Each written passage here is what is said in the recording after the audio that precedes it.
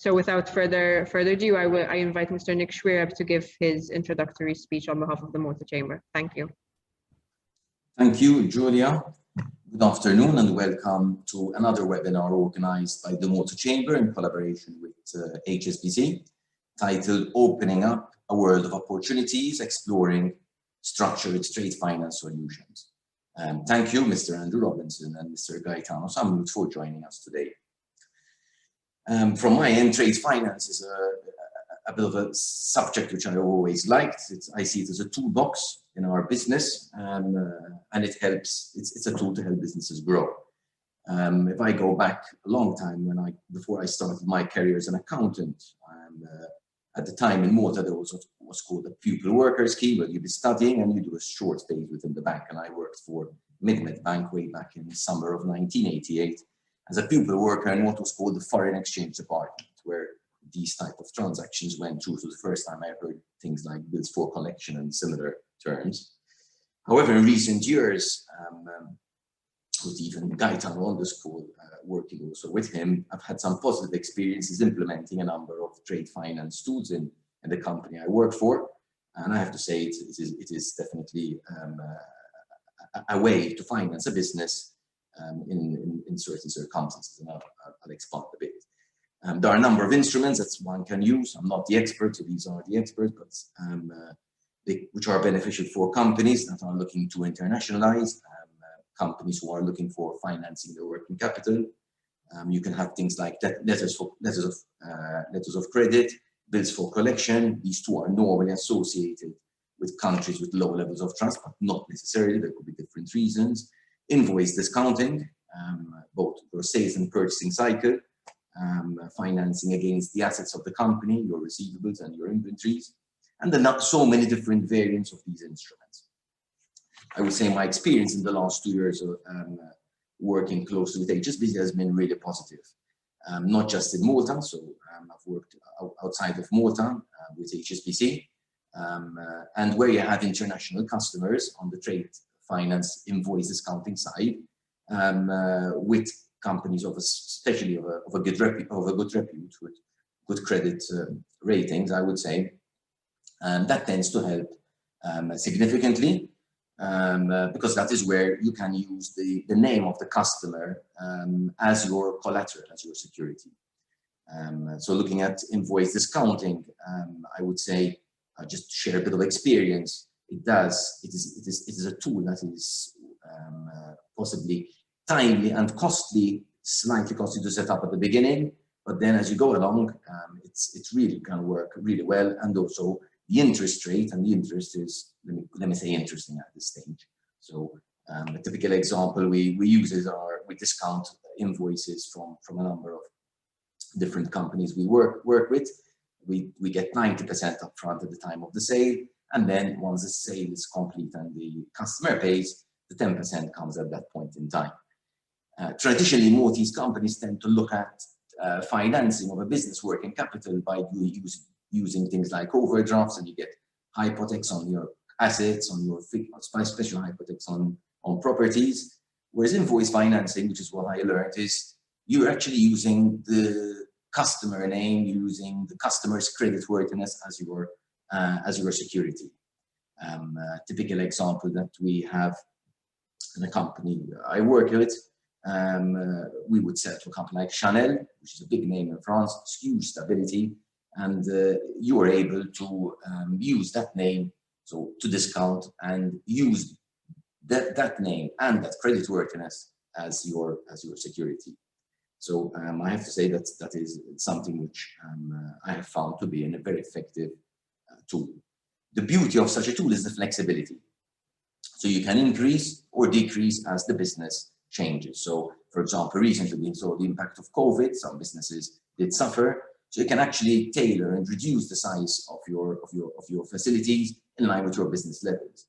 At the same time, or more importantly, is used as a scaling up tool for businesses that want to grow. So as you grow, as your working capital grows, as your sales grow, you can tailor the size of your facility in line with that growth. So I consider it as an essential tool for companies that want to internationalize, that want to grow, and they're looking for financing their working capital.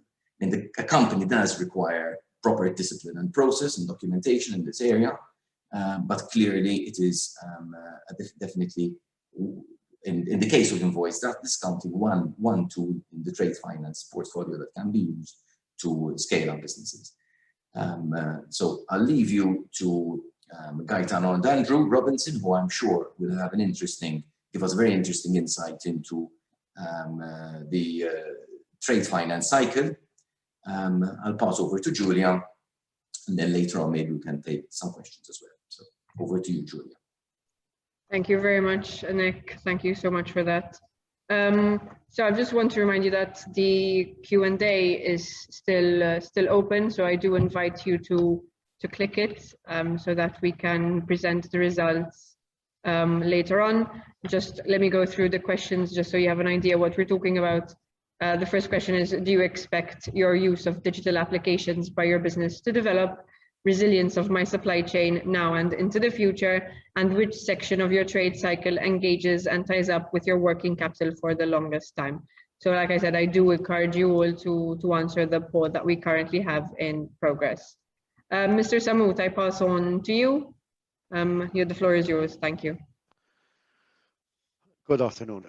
Thanks for sparing precious time to attend. So, shall I share my screen, Julia? Yes, of course, not a problem. Just to reassure attendees, we don't intend to kill by PowerPoint, so it's just a couple of slides.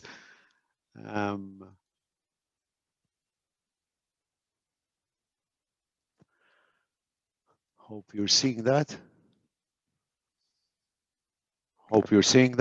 If you could just increase the size, so put it in full screen, please.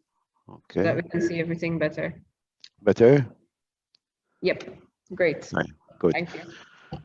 So I'm the country head of Global Trade and Receivables Finance in HSBC, and I'm trying to sort of be the introducer to Andrew, who comes after me here. Andrew will give us a global perspective, an international perspective, and he is very well placed to do that because he is the head of business development and sales for HSBC's European region, as well as being the head of commodities and structured trade finance. Hopefully all these titles will be explained as we go along. So what are we talking about? I mean, if you see this slide here, we're going to be talking about this basically all the time. Bits of it, the whole lot of it. Most of the attendees will see it as a very familiar something which they live daily, they live day to day. So what happens when you start a business? You source your material, you source your raw materials, you source your supplier, you pay for them, you wait for them to arrive, then you start manufacturing, distributing, stockpiling, inventories, whatever. Then you arrive at the seller side of the story, of the equation. Whether you're an exporter or a local seller, it doesn't really make a difference. Whether you're a manufacturer, whether you're a service supplier, what we call in HSBC, the trade cycle will be part of your daily bread and butter. It's the logistics side of it, so the attention to all the details and the administrative side, and where we come in, where the banks come in, is the funding and the financing of the trade cycle. So once you get to the exporter seller side, you've got your raw materials, you've got your labor in order, you start producing, you start adding value, and then you start receiving your own orders from your end buyers. And pack it up, deliver it, ship it, and finally, the last stage of the voyage, and the most important one, is invoice it and wait for the payment to come through. So these are all individual to and different from one business to the other, and even in some businesses there will be 2 or more different trade cycles if the company is sourcing from different geographical locations or selling to different geographical locations. So the cycle tends to be sometimes slightly different, sometimes very different. So basically what we do, we sit down together with the client, start to identify the days and the months in each stage of this trade cycle, and seek to plug in solutions and seek to have an overall solutions by plugging in, as Mr. 𝘱𝘱𝘭𝘥 rightly said, our toolbox. The idea is to arrive at a holistic solution. Obviously, we see what the customer needs are, and finally, what the customer requirements are. So, no rocket science, right? This is the lives of any business every single day of the working year. So switching to the toolbox, to quote Nick again, because I like that phrase. So we have various, obviously, tools to plug into that famous trade cycle. Some solutions will require one tool, some solutions will require more than one tool, some solutions will require 3 or 4. And the main ones we use, without going into detail, because to put it into perspective, GTRF, that's Global Trade and Receivables Finance, Malta, we have something like 32 different products, so it's not the intention to go through them. Obviously, Andrew will have probably more than double that, having to cater for the whole of Europe. So the 4 main ones would be, in brief, and I need to thank Nick here because he did this bit for me, to be honest. So letters of credit, so that would be at the order stage or even pre-order stage sometimes, where you mitigate your risk. If you're on the import side, you mitigate your supplier risk. If you're on the export side, you're mitigating your buyer risk. Letters of credit, apart from the usual risk mitigations, can be used as well for funding, financing, by being discounted or negotiating and accessing your cash faster than waiting for the document for presentation to be done and payment to arrive. Next in line is international, even local guarantees. So guarantees sometimes starts quite often before the trade cycle. So if you're sourcing from suppliers, you probably need to contract before you start putting in your actual hard purchase orders. And most people would require some sort of guarantee up front to tie you into minimum order levels and such things.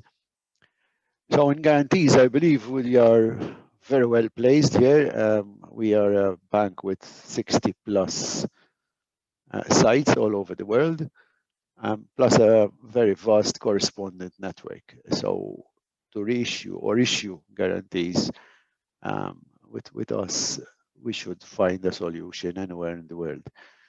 The good thing when using our own, as I said, 60 plus sites is that we know the flow is much simpler, much faster. We talk in days instead of weeks or months. And you get on pricing at the application stage. You're not going to get any nasty surprises later on by a third-party corresponding bank claiming a huge sum of money to reissue your your guarantee wherever in the world you wish to reissue it. Coming to trade loans, again, this is one of the most valuable tools in our toolbox.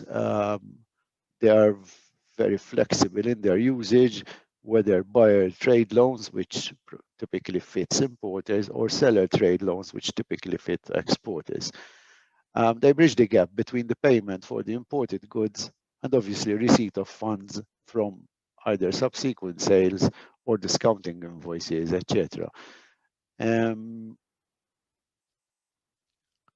trade loans quite often are used post letter of credit. So when your letter of credit, if you're on the buying side, you're on the importing side, comes to mature and you need to pay it, sometimes we plug in a trade loan to cover the gap between actually shelling out your cash and receiving it from your buyers. So very flexible and useful tool, both for imports and for exports. Finally, we come to receivables finance. So you have an asset in your balance sheet, debtor portfolio, and you can very quickly improve your cash conversion cycle over the trade cycle of your business by immediately monetizing those invoices, those receivables.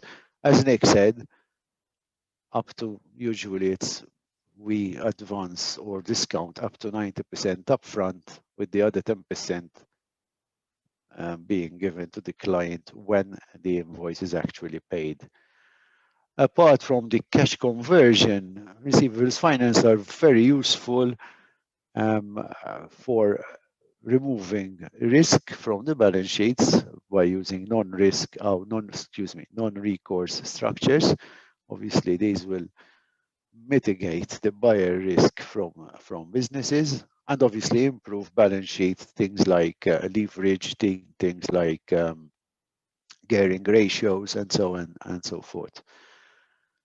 In a nutshell, what we are doing with these solutions by plugging in different tools in that trade cycle is obviously arriving at a holistic solution, but leveraging businesses, as Nick rightly put it, the traditional overdraft has limitations. So we leverage the business's assets. We leverage the debtor book. We leverage stock inventories, whether the stock is on the vessel coming over on the high seas, whether it's in the warehouse, whether it's in the manufacturing process, etc. It's still an asset in the client's balance sheet.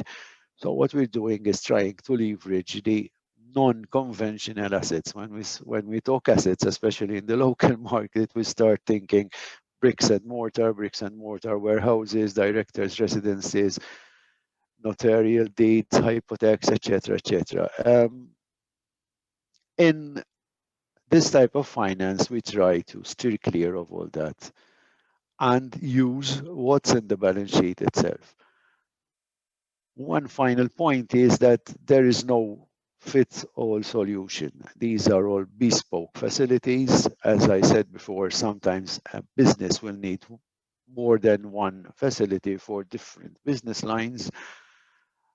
So we need to sit together, identify the need, and then fit the solution for the requirements of the clients. So without further ado, unless somebody has any questions for me, I will hand over to Andrew to give us. I think it would be Sorry, best to Julia. No, it's okay, don't worry.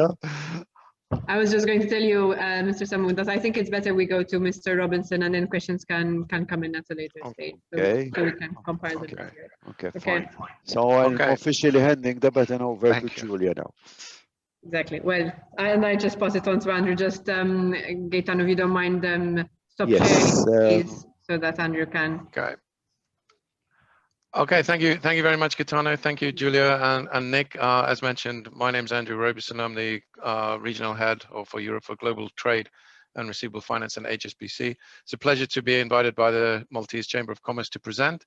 I have a couple of short slides just to give you an indication of what we wish to talk about. Generally, what we've seen from a global perspective in the trade market, the trends that we see, partly driven by COVID and other indications or other issues regarding supply chains. Little look at working capital cycle and analysis, and a couple of case studies in how corporates have alleviated working capital needs through various products. So without further ado, I'll share my screen quickly. As I say, we just have a few screens that we can present. Is that clear, Julia? Can you see that, Gaetano? Yeah. Okay. Yep. So We've entitled this Opening Up a World of Opportunity, and that sort of speaks to some of the purposes and values that HSBC has recently put in place. So it's the role of the bank or the institution to try and connect through trade and capital flows our clients that are in various jurisdictions around the world. So trying to get linkages together to facilitate trade. In terms of, let me just go to the next screen. So what we've seen in the past couple of months, say 16 months from I would say what I've seen from my dining room. I haven't actually been out. I've been to Malta a few times, but I've been in my dining room for about 16 months. What have we seen? Well, in terms of the pandemic, obviously we're seeing great progress in vaccinations in various economies, but this is being, there are different speeds at how economies are converging or coming out of lockdown. Some are further ahead of others, and obviously what impact new variants may have on recovery. So a different speed in different geographies. We've seen a lot more innovation in terms of the way that we interact with clients. I think this has been a long-term, well, this has been a long-term trend of clients looking towards, and banks looking toward, more digital solutions to create efficiencies and speed. And that has been accelerated greatly by the impact of COVID, partly from the reason that if you're in lockdown, you can't provide a wet signature. You're not going to a bank or a supplier and physically meeting them. You need to do these things electronically, and you need to do it safely. Sustainability is a key agenda, and this is linked to climate change, to environmental considerations, social governance, and other aspects. And actually, where we have clients that are looking at sustainability, they're on a journey of discovery in terms of their supply chain. And what that actually gives them is greater understanding of the risks that they may be facing, and that they discover when they're looking at supply chain sustainability. And I can give you one very quick example. If let's say you're a clothing manufacturer or a clothing distributor, and you're buying from markets overseas, and that particular factory uses dormitized labor, or labor that retires to a central living area in an evening. If they're exposed to a COVID pandemic, you'll be asking questions about what are their COVID, what's their PPE, their sanitation, their living conditions, in order that you may wish to assist. Okay, if you haven't assisted, the time you will find you have a problem is when the supplier says, I can't deliver. This is a big issue for large multinational corporations if they're suddenly told, you know, sorry, but we've had to close our plant and we can't ship any goods to you, and that impacts your supply chain further down the stream. If you have an ESG agenda, you know these risks because you're investigating and inquiring. Cybersecurity, this obviously is linked to an increase in innovation and digitization. If people have seen things like the cyber attack on the Colonial Pipeline in the US, these are serious issues. These are really challenging. If you suddenly find that the distribution of fuel has been impacted, that has a major impact on the economy very, very quickly. And you can see that being applied to other areas. So obviously cyber security is key, not only interfacing with banks, but also your own systems and your other, how you interact with broader counterparts. Excuse me. Open markets, we see that this slide was done a while before, this is an update of the slides.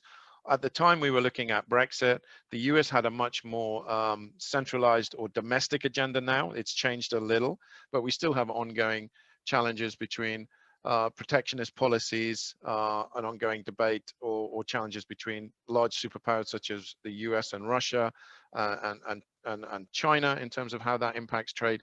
And then the global recovery, which we think will be quite strong once economies open up. There's a lot of pent-up demand. There's a lot of savings that certain members of society have had because they haven't been expending the normal things. I don't know about yourself. I haven't been to a restaurant for a long time. I'm fortunate in working in an organization that is still, you know, functioning fairly well. But obviously there's a lot of pent-up demand from people. So the key working capital considerations that we see in 2021, just expanding on a couple of areas. So at the start of the pandemic, just to give you an indication, a lot of our clients, especially in the larger businesses, the multinationals, they drew down on their working capital facilities, on their RCFs, their revolving credit. They raised more capital in terms of loans or bonds. They were preparing to have substantial liquidity buffers because they were not clear when they would come out of lockdown, when they would start to be generating cash flow. So as part of that, that's increased the oversight of treasurers being able to know what is their cash position, what's their liquidity on a daily basis, if not, and in some circumstances, hour by hour. What is the actual liquidity in the business? And I think that's an important aspect. I would actually say that's more important if you're running a smaller business where liquidity is constrained than if you're a very large business and you can always draw 10, 20, 30, $100 million on a revolving credit facility. I think the focus on a small business is much more acute to liquidity, to delays in payments or other aspects. So key focus on that, knowing what your cash flow position is. And we have tools in terms of our global liquidity and cash management business to forecast these issues. I think then we're seeing digitizing at scale. So as I've mentioned, a lot of clients getting onto proprietary systems such as HSBC Net, Swift for corporates, making that interface with banking to improve their flow of their payment instructions, and obviously that accelerate removing administration out of the system and creating efficiencies. Supply chain resilience. This is a huge issue that we're seeing, or a very large issue that we're now seeing coming along. And I think this has been, the focus on this has been much more accelerated by the pandemic. So where countries have suddenly shut down, and obviously if you're dependent upon goods being shipped to you, and obviously Malta as an island is quite exposed to the importation of goods from overseas, then obviously how is that managed? So we've had COVID that have tested that. What you can see are trends where if companies had a large dependence, say on China, we now hear China +1, China +2. So for example, to moving some of the production from maybe China to Vietnam or the Philippines, so a +1, +2 sort of area, still in the same region. We've then seen other companies supplement that with a nearshoring. So you might actually swap, you might bring production closer to your own region, say within Europe or within North America, just to ensure that you have that stability of supply. No one had really factored in a whole region shutting down. Okay, maybe a factory closing, and then you could go to another factory and country, but where the whole country is shut down, that obviously creates a different dynamic in terms of supply chain resilience. I think the issue with the Ever Given in the Suez Canal obviously alerted people. I'm sure I don't need to mention to Malta as an island seagoing faring nation, but 80% of 80% of trade is on vessels. You see a lot of people suddenly surprised that, you know, a vessel in the Suez Canal suddenly creates a huge traffic jam in shipping very, very quickly. I think there's an education piece there in how physical trade is transacted and what disruptions can occur. And then I think in terms of inventory source shortages, you'll have seen things like semiconductors, where there aren't sufficient semiconductors for various manufacturers. It started with the automotive industry.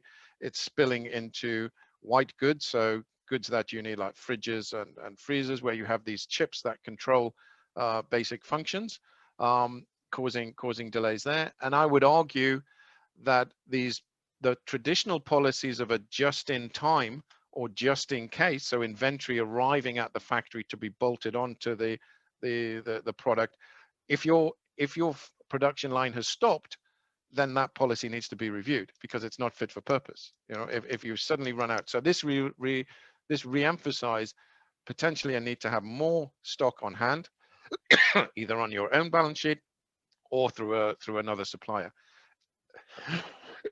Excuse me. And that are things that companies will need to take into account. And I think in terms of what we're seeing, inflationary pressures, we see an increased inflationary pressures on raw materials, so on commodities, on transportation in terms of containers, and on packaging materials. So all feeding into the supply chain in terms of pressure. Clearly an impact on on cash flow and earnings impact, linking in from a consequence of the previous two. And then how do managers or treasury managers manage risk and volatility in terms of fiscal packages, inflation, foreign exchange, those sort of areas to be aware of and across in terms of what may happen. So these are the key things that we've seen in 2021, and we expect to continue for the rest of the year and into 2022. If we look now at the working capital of a business, and this looks like a complex slide, but it's not really. What we do here is, for some of our clients, they ask us to do an analysis of their performance. And what we've done here is we've looked at a consumer products client. So they sell toiletries and other consumer products into the market. They're the client, their number, they're here. And what we basically do is we do a comparison with their peer groups through other companies that are in this sector. And we look at the respective information that is public on their balance sheets. And we basically look at things like their DPOs, so their days payable outstanding. So how quickly do they pay suppliers or not? Their days inventory outstanding, how much stock do they have on hand? Their days sales outstanding, how quickly do they actually receive cash and pull cash into the business? And that all basically works within the cash conversion days.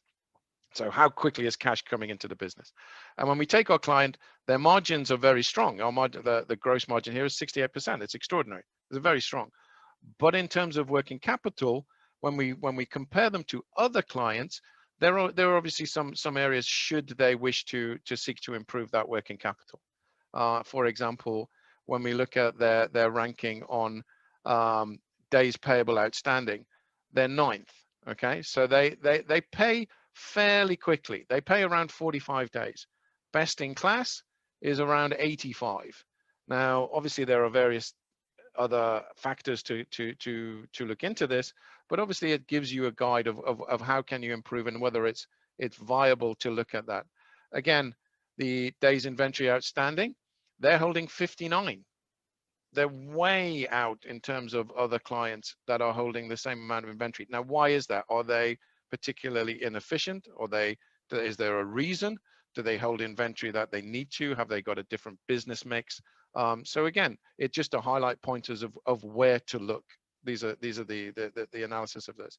Coming back to 𝘱𝑗𝑡ano's point, bespoke solutions to look at individual clients rather than you must have this demands an RF or something like that. What does it mean to the business? And how can we analyze that? And then the last one, day sales outstanding, they're waiting 64 days. Again, they're 13th in class. Other clients are pulling in 32 days, some 22, but they're at 64. So clearly, and this is a purely an analysis that the client can look at and say, okay, what does it? I see what it tells me. What do I want to do about it? Okay, and this is where we come into the next slide. So these are how we can optimize working capital flows and the structured solutions that HSBC has and provides to its client base. So for example, we have days payable outstanding. So these are where the client is buying goods and services. Now, clearly what you wish to be targeting is to elongate that period. If you're paying at 45, if you pay at 60, that's cash in the business for 15 days longer. Very straightforward. You're conserving cash in the business. And how can you go about doing that? So the major corporates, so the large multinational businesses, you may be familiar that they have supply chain finance programs, or sometimes called reverse factoring. And I've got an example on a case study on that. And I think it's my purpose of mentioning this to the members of the chamber is that you may be approached by some of your clients or some in your who you're selling to go onto a supply chain program. And what does that mean for you and is it a good idea, or how can you consider that? So just hopefully an education piece onto if a large corporate is asking for this.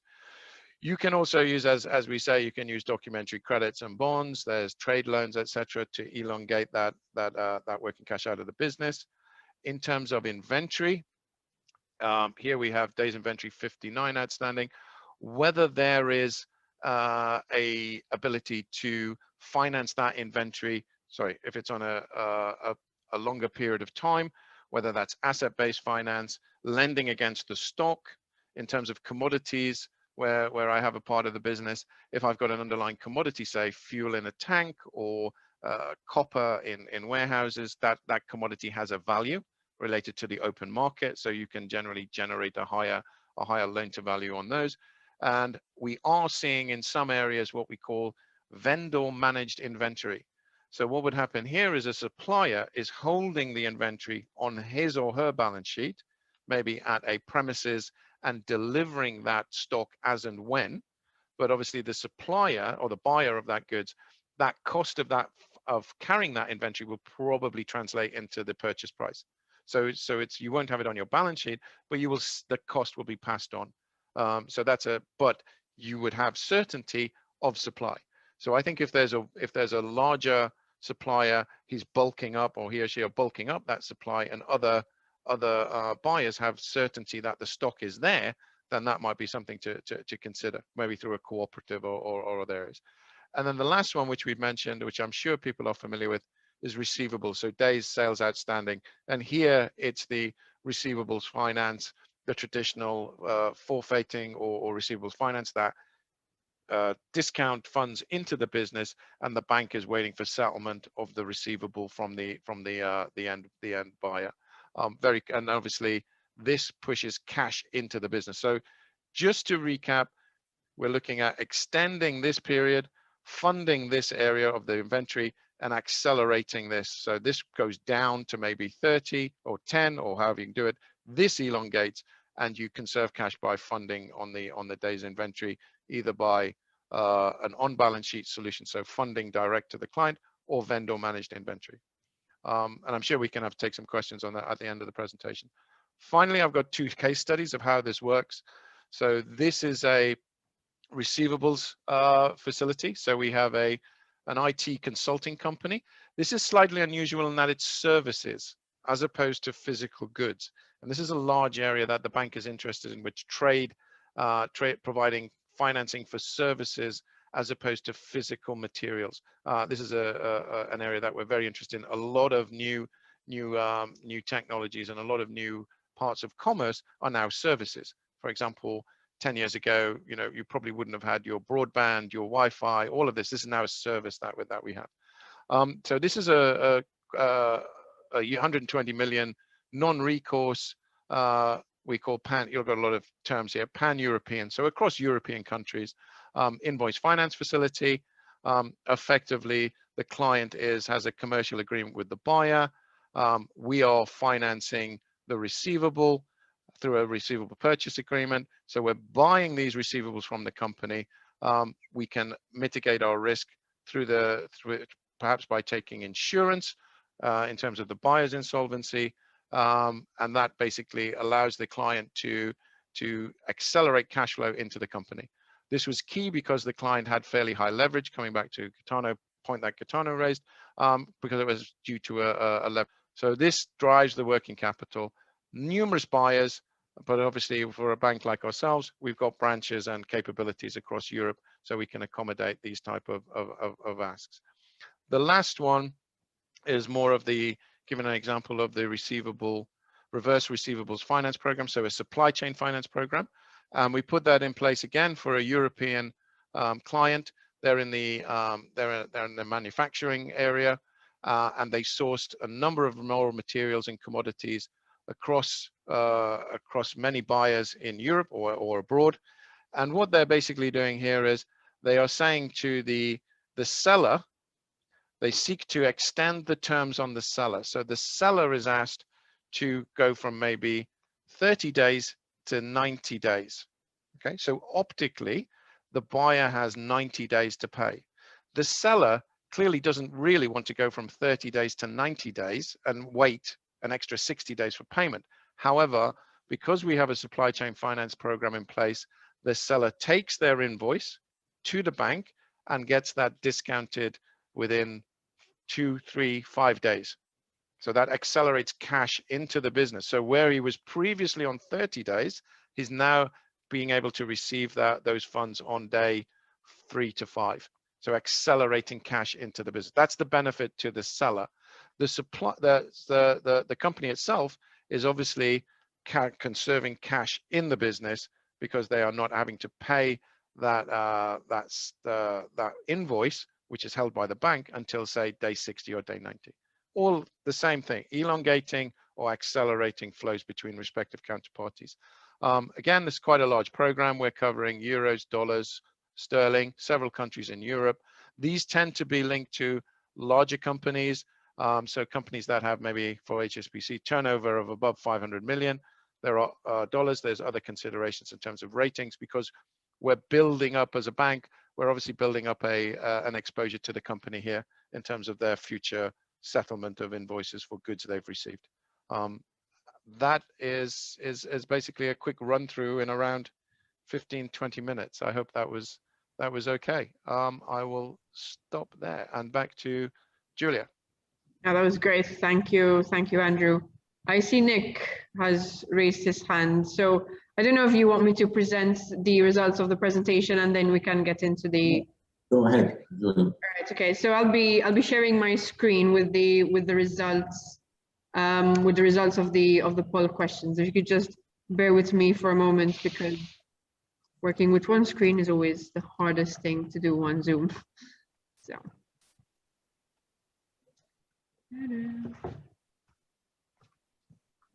So, share screen. So I do realize you are seeing, so are you seeing the presentation at the moment? Yes. Great.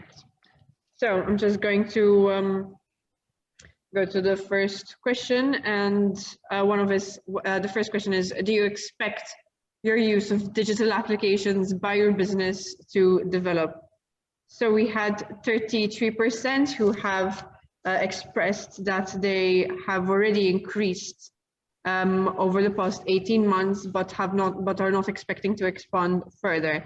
But 52% have said that using digital tools and looking further to expand their use. So digitalization, as we can see, is very, very much. I think that's a fantastic result personally, in terms of where we see requirements and everybody having to look at digital. I think that's a very strong result. No, it's great, because we have policies coming in all the time, and even the Green Deal from the EU side at least, and we are always saying technology being seen as not the disruptor but the accelerator towards change. So I think the fact that digitalization is being incorporated in everything, to be honest, I think it should be part of everybody's business plan and everybody's marketing budget. So I do believe that this is really, really great news. I agree with you on there, Andrew. The second question is resilience of my supply chain now and into the future. So 33% have said that it's stable, they have no concerns. 17% said I have reviewed and taken action, and 26% have said I think I may need to review. So there is sort of balance here in terms of supply chain, and again, at least in Malta, due to Brexit and even due to COVID, there have been a lot of issues in supply chain, and I think this very much reflects that. I don't know if you have any instinctual thoughts on this, or perhaps Nick, as a manufacturing company, you might. It shows there are different businesses in different industries, so you can see some businesses affected, some are not. The manufacturing industry in general is being impacted, and I'd say more the impact is coming more out of Asia. I wouldn't say just only out of Asia, but the issues coming out of Asia are quite big at the moment. You've got costs which are going 3-4 times as high, but worse than that. Containers which have been caught up on the US side but need to be in Asia. There's lack of containers, so that's what's happening is deliveries are being delayed 1 week, 2 weeks, 3 weeks, 4 weeks, 5 weeks. I mean, there are some shipments I've seen that have been delayed quite a few weeks. So I'd say a lot of manufacturing companies must be facing, and definitely I see that quite a few issues in this area.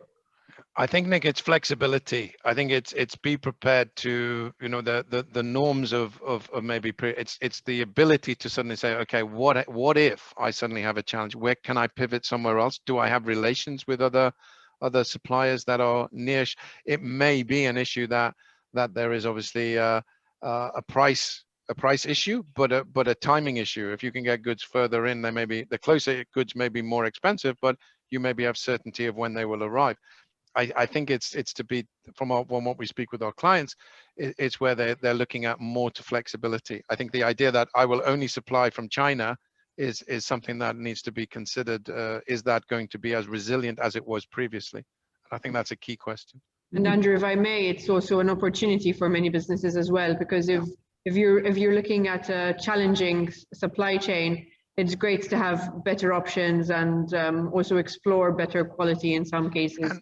And so perhaps bring in competition. Yeah, exactly. It increases competitiveness as well. And yeah, but it's something that is being discussed even at EU level, and the importance of diversifying your supply chain in order to remain competitive. And it's great that we have people thinking that they need to review. But I'm also happy that 26% have no concerns. Longer term, it's going to put concerns on I think, picking on Andrew's point, dependence on China. So do you onshore more so in the industry I work in? There's a big push over the last few years. So this is going to accelerate that to be less dependent on China and bring more production back into you. Yeah, if we just quickly go back, yeah, we're back on that slide. I think the other aspect that we've seen is are you dealing with is your supplier's supply chain as robust as you think it is? So let's say, for example, you're based in Malta, you're buying from a supplier in, I don't know, in Italy, but are they sourcing their goods from outside of the region? And what we've seen, excuse me, what we have seen, for example, we had a large multinational corporation that was dependent upon a local trucking company in one jurisdiction, a family control business. They represented about 40% of the turnover of that trucking business. But when the business had to close down, or the domestic part was closed, that business cannot run on 40% of its revenue. So suddenly there's the major multinational is saying, so what do I do about this? And they may have to provide assistance to that company. So that tier 3 supplier in terms of dependency suddenly becomes tier 1. So I would also check that just because you have a very strong supplier, let's say in country, what is their supply chain doing? How do they source? And I think that's another area just to be aware of. It's an ongoing, I think it's ongoing management now. Okay, so the next question was, which section of your trade cycle engages and ties up with your working capital for the longest time? So we had a 67%, which selected payment realized, payment received. And we had an equal 17% on goods purchase on order to delivery, and value adding, and 2-time goods are delivered / shipped. So yeah, payments. So this is payment. So Ghaytano, this is your receivables. This is my receivables finance opportunity. I knew that this was a major headache, but 67% is, taking me by surprise a bit. And this is where obviously the receivables finance program comes in. I'm not trying to sell my product. A lot of banks sell receivables finance. But it's statistically proven that when we go in, so there are various variants of receivables finance. We can collect the money ourselves if the client so requests, at a cost, of course, but for the maintenance costs obviously increase, but it's a minimal cost. But it's proven, statistically proven, that when banks actually go in, so it's our core line of work, right? We lend money and then we collect it back. That's the core raison d'être of a bank. Yeah. So we believe we are much better placed to collect and maybe put a bit of pressure on your buyers than maybe a seller in isolation would. Statistically, we've tracked and we've seen like an improvement of anything between 30 and 40% in collection when we step in. I don't like to publicize this functionality, to be honest, because it's human resources hungry, it's human resources intensive. But if the case so requires, we will consider it. Again, that 67% is awesome. If I may, Gaetano, maybe someone in our audience who selected payment really realized and received can write in the Q&A or the chat and say why they chose that option. You can remain anonymous if you wish. I don't need to publish your name. With all respect to, we know that if you give a client 60 days, it means that on the 60th day the culture is changing. Mind you, there was a vast improvement in the last 10 years, but the culture is still a bit. So with 60 days, you start thinking of paying on the 68th day, not you pay on the 68th day. Unfortunately, there's still an element of that bad old culture going in. And being a small market, where seller probably knows the buyer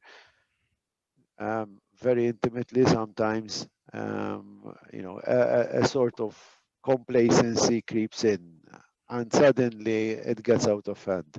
So yes, I would have expected a figure, a quite high percentage in that gray box, in that gray segment, but still I'm surprised at the number. Not that high, perhaps more towards 50s.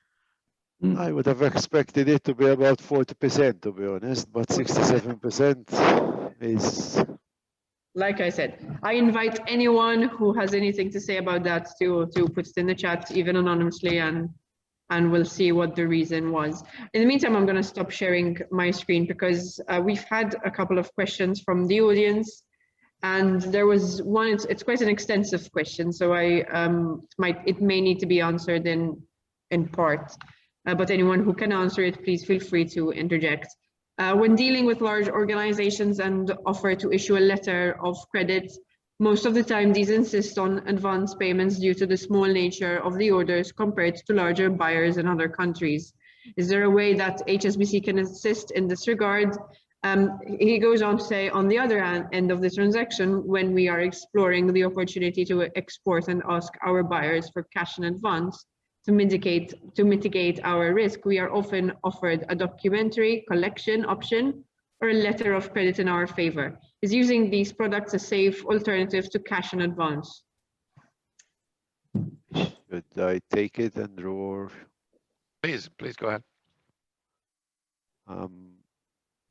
Yes, this is an endemic in Malta. We're a small market, so if you're an importer and seeking to buy, it's a seller's market, and on the other hand, if you're an exporter and seeking to sell, it's a buyer's market on the other hand. So we get it both ways. The last bit of the question is the easier part. Yes, we would suggest letters of credit. They mitigate your risk. They guarantee your payment. Obviously, a letter of credit is only as worth as the bank issuing it. So people need to consider first and foremost the country risk of where it's coming from, because the institution issuing it can be the biggest bank in the world if the jurisdiction it's coming out from the legal framework isn't so up to scratch. It can be mandated or injuncted or whatever. So the first and foremost is the country risk than the issuer risk. So LNLC, a letter of credit, is only, or a guarantee, a bank guarantee, is only as worth as the guy who issues it. Finally, having said that, we obviously all the time advise and counsel the usage of LCs. LCs protect your payment. LCs can give comfort and peace of mind all through your production cycle. So you're not producing goods and finally you're not going to ship because the payment hasn't arrived yet. The payment is guaranteed before you start even putting raw material in the process or whatever. So yes, we do counsel that. Yeah. The other bit of the question is, the first bit is the difficult part. We frown on advance payments. Again, we find the usual typical answers coming back from Maltese buyers, from Maltese importers would be, we've been dealing with these guys for the past 20, 30 years. I've been to his sister's wedding and he's been to my daughter's Holy Communion and you know, all sorts of, it goes on and on and on. What I personally counter is that he can be your dear brother. If he goes bankrupt, he's not going to pay you. So yes, even if you're dealing with the big names of this world, try and protect your position. Import LCs, try and pay when the goods, at least when the goods arrive, not at least you see them. So you're always limiting your risk window. It's not easy. It's not easy. It's as I said before. Yeah. But we do arrive. We do arrive. And sometimes again, it makes me wonder, using the group, HSBC's group presence in the various countries, what a chat from a guy, if you're dealing with a Spanish supplier and somebody from Madrid gives this guy a ring, hearing a familiar voice with the same language, same culture, what difference that makes. Yeah. It's nothing tangible, it's nothing, but the difference it makes, it always, so I've been in this business quite a bit now, but it always amazes me. And I think that comes back to the connecting people and opening up the world of opportunity from our side, and connecting people and clients together. I just very quickly say on the 2 points there. On the first one, if you're asked to make an advance payment, then is there an advance payment guarantee back in your favor? For example, if you're supplying that, do you want a guarantee for that? So you can say, okay, I'll make an advance payment, but I'd like a guarantee back that if I perform, that my money is not lost. I think the other aspect is on the letter of credit. I mean, it is a safe alternative. It's obviously cash in your account is better than a letter of credit in your favor, clearly. But I would say if you are using letters of credit, then please you need to recognize that. Are you experienced in that area? Are you, because you have to provide the documentation that will allow that letter, that presentation of documents will be a compliant presentation. If you don't make a compliant presentation, then you will have difficulty because it will be a discrepancy. So if you're not fully familiar with that, speak to a trade representative or your trade department in your banks and get familiar with what you need to do.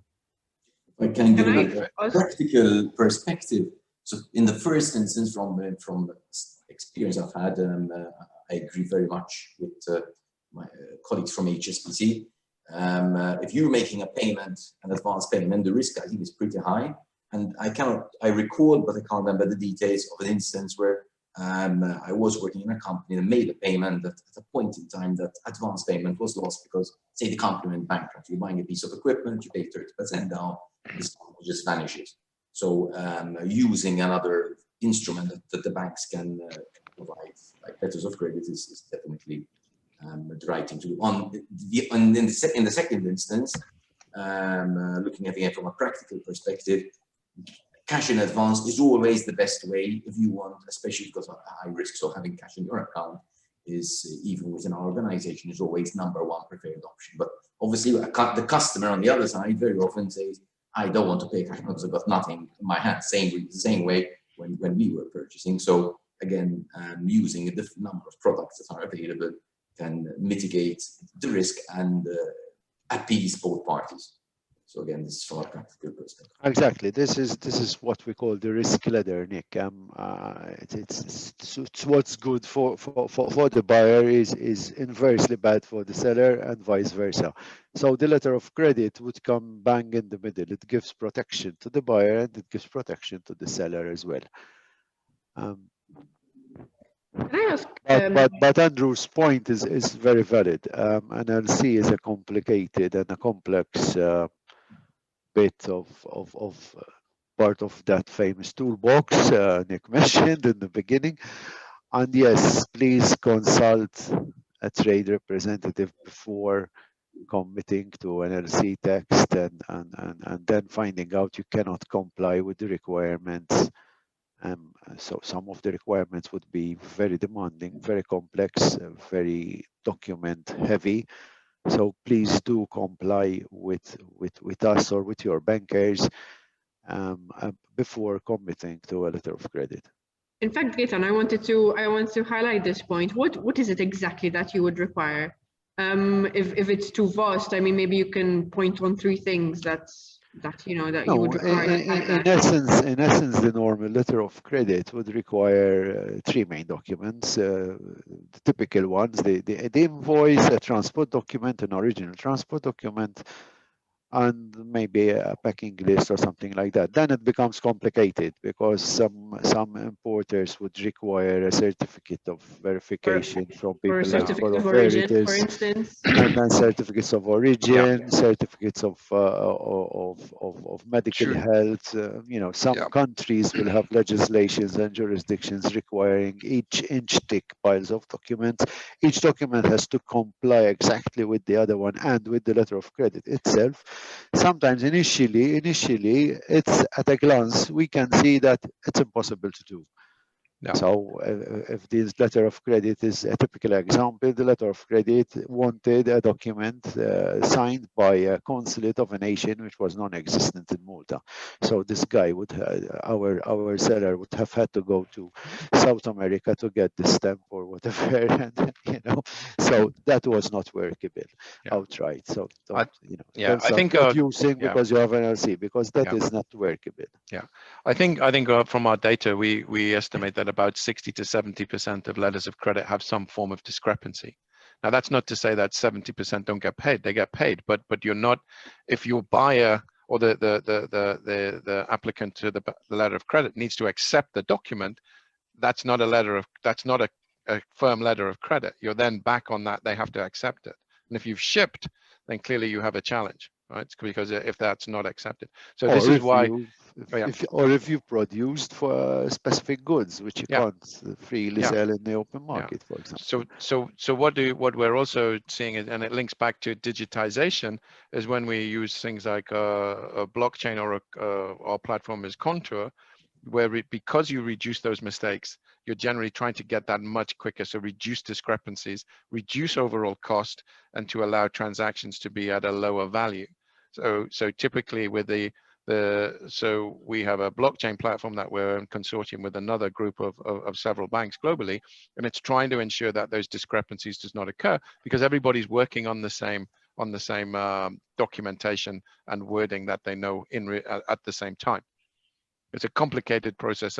It's a very inefficient process at the moment. I think the last innovation in trade was the 40-foot container. We have time for a couple of questions because I can see that we've received more. There's one I don't know if it's exactly the remit of this, but so if you can't answer it, feel free to tell me that you can't. But how HSBC can support to build a business in Malta? I don't know if this is the right remit for. The proper answer would be to contact a bank representative, trade representative, and we'll go through the works because there's so many variables in that question, which but we would be delighted to guide people. We have, various what we call segments: large corporates, business banking, small business banking, etc., etc.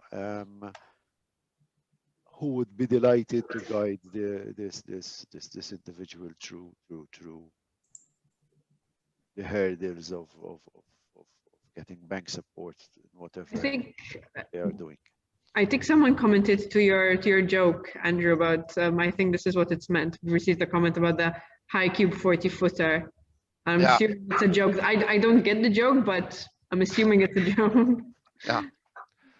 I think this is the one of the great inventions in trade. We're trying to make that much more digital. So yeah. Okay. Also, there was a question that was posed about freight costs. Do you think those are going to continue increasing during COVID in a post-COVID world? I think from what we've seen from some of our clients, there's very much a concern that containers are out of place. So it's quite cheap to move a container from, I think, North America to the States because they're empty. But I think in terms of, I think Nick may have mentioned that in terms of, we've seen a lot of challenges where it's fourfold from China to Europe in terms of cost. I think somebody's $16,000, something like this, from maybe 4,000, something like that. No, you're not far off with the 16,000, Andrew. Yeah. So this is sort of a more feeds into what we were saying before about is that current cost of moving goods from Asia replicated or does it cost the same or less to go near shore to a closer supplier? So you've got that $12,000 differential. That's what we're saying about the flexibility of supply chains and looking at alternate suppliers that are they available. And the problem we are seeing is that despite people willing to pay the $15,000, $16,000, they're not finding the capacity. Yeah. Which is even more alarming. Yeah. I think ultimately it will probably even out. Well, I think longer term you will see that are there enough containers to finance world trade? Yes, but they're in the wrong position at the moment. Would you agree, Nick? I mean, I don't think there's a shortage. They're just in the wrong place. Yeah, what we see is there's a lot of containers caught on the US side. As during the pandemic, there's a lot of export out of China, and a lot landed in California, and there's lots of empty containers in California and lack of containers maybe in China. So that's what we are seeing as one of the main causes of this current supply chain, and therefore freight costs surcharge. Let's go.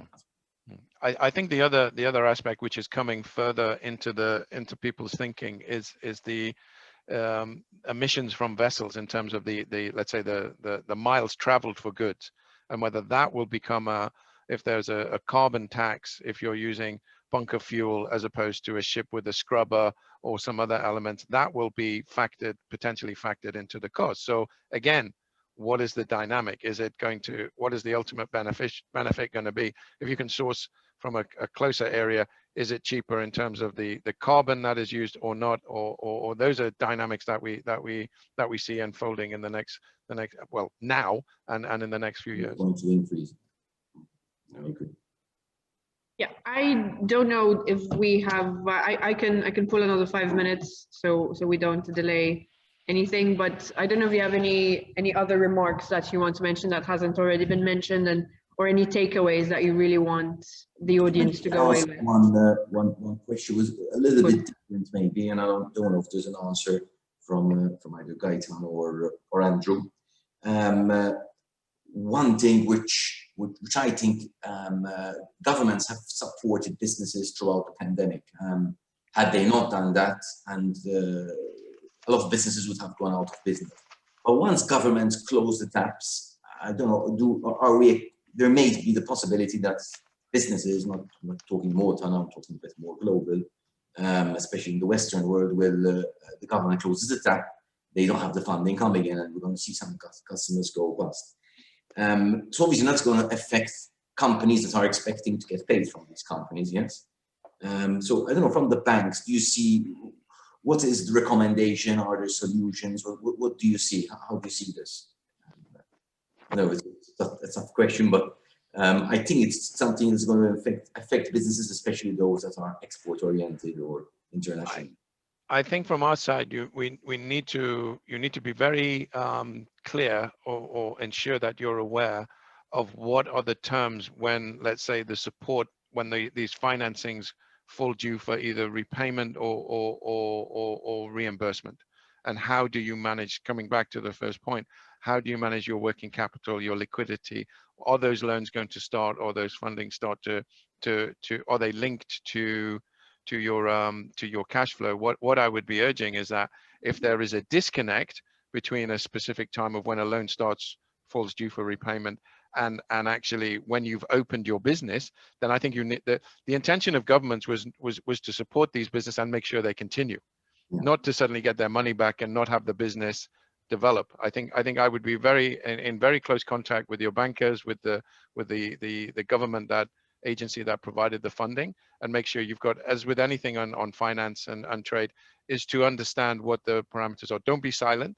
Have a dialogue. See what the issue is. Talk to the bankers. We're looking at how we can assist these companies rebuild their balance sheets and their working capital. But obviously, it has to be a viable business in terms of where they sit. Gaetano, you would probably be very much on from your perspective in Malta. Yes, I totally agree about that. I mean, the local aid was actually pretty generous, and I believe it's over 4 years. So you can, but you have to ask the question to the. It's coming from the Malta Development Bank, so people need to sit down with them. And obviously now the situation is, I was going to say it's becoming clearer, but probably it's becoming more murky, because nobody expected freight costs to rise by 500%, and nobody expected some raw materials, some commodities to increase by 60 and 70%. Yesterday we had a case, we're analyzing and investigating a case where the client, to sell the same volume of material, needs an increase of about 70% in facilities. This just to sell the same volume he used to sell pre-COVID. And during COVID, really and truly, because the hike started very, very recently. Yeah. So it's very real. Yes, I love that idea to sit down as early as possible with the authorities to see if the businesses are in a position to repay what they signed up for last year. 12 months have passed now, and what I'm remembering now, I'm going to give a hint about my age, which isn't pretty. I remember 2008 crash, and the mantra coming out of that crash and the statistics coming out of that crash was more businesses, by far more businesses, failed in the recovery period than in the actual crash itself. Because the dangers in the market will recover, but it won't be the same market. So if people go in and rush, one, with a false hope of recovery, two, that maybe their particular markets are not going to recover, other markets will recover, or the geographical location will change, as Andrew has been saying. People are nearshoring now, so it's much more dangerous coming out in the recovery period. Wrong investment decisions, maybe, or I think in any debate or any engagement with whether it's bankers or other financiers or government support, it comes back to what we've been saying before at the very start. You need to know what your working capital cycle is, what your liquidity is, what you'll be able to forecast your cash flows. Have some contingency in there, so you know what you're be able to produce cash flow modeling in terms of what you expect payments and things and receipts and payments to happen. So you've got a grasp on the business, because if you don't have that visibility, then you don't instill the confidence in the people that you're on top of running the business from a cash flow perspective. And at the moment, whilst businesses recover, are they going to immediately turn super profitable? Probably not, but they need to get that stability to still be cash flow, let's say cash flow neutral, so that they're not going further into debt. They may be coming up, and then they're building profitability as they go back. It's similar to Gaetano. I remember these cycles many years ago, and then 2008 and before that as well. So these are the key. The things have not really changed. in terms of each crisis. It's the same thing, I information. think the key theme in this is the ability to adapt, flexibility. Yeah. So I think that's more than resilience, because you know, during the recovery period you can get help and you can be resilient during the market. I think the next step would be flexibility and how I can not just stay afloat, but actually turn my business into something competitive. And the Chamber has spoken a lot regarding re-engineering over the past year. So re-engineering your business model to fit with the new requirements, with the new norm. Perhaps Nick can, if you want to interject in this point, because I know you were part of council last year. So, but yeah, we did emphasize on the importance of re-engineering your business to stay competitive as possible and in the new market. And I think this theme will continue being recurrent. So it's good that we're on the same page at least. Yeah. So I don't know if anyone has any other closing remarks. We are running slightly late, but it's not a problem. I've noticed that the participants have stayed with us, so thank you for that. It means that everyone enjoyed the session and nobody got bored. So congratulations to the speakers for that. So I don't know if you want to close off, Gaetano. I'll start with you. Finish with Andrew, and then obviously Nick. The best for last, Nick. Okay. So thank you for participating.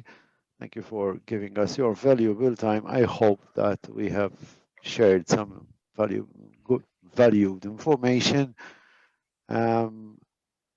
Please do consult with your bankers before going into unknown territory.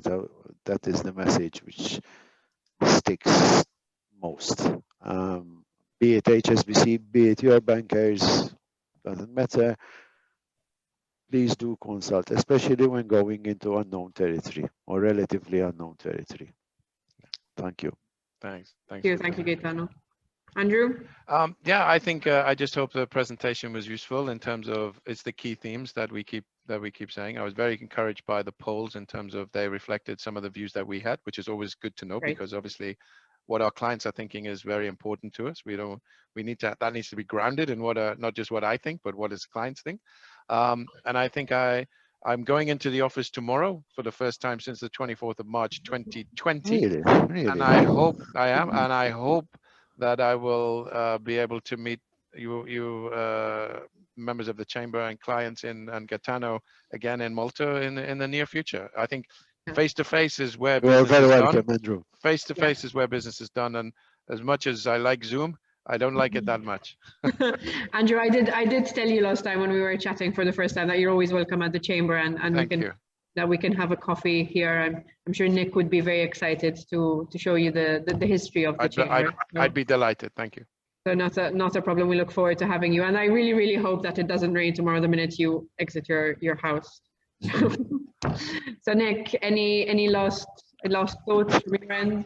Well, first of all, I'd like to thank Gaetano and Andrew for giving us a really interesting insight into the trade finance cycle and how businesses could get help from the banks to finance their trade cycle. I mean, the only message I'd leave more from a practical perspective is there are a number of tools that businesses could really use. And two areas which, from my experience, have been really, really helpful is one is if you want to internationalize, especially because that I think the remit is much wider, the risks are much bigger, and therefore the tools available, coming back to the toolbox, the banks can offer quite a lot of tools that any normal business would normally be possibly aware of. And also, if you're looking to scale up your business, so scaling up a business, you're looking for growth, this is a really good tool that could be used, or a number of tools that could be used to finance businesses. So do speak to the banks. I think we've had some really good insights today. And thank you, Julia, for your excellent chairing of this event. Well done, really well done. Thank you. Great. Thank you all. Thank you very, very much. Have a lovely afternoon, everyone, and to you too, Andrew. Thank you very much. I really do hope it doesn't rain tomorrow. I'm sure it'll be fine. Thanks. Thank you. Bye-bye, everyone.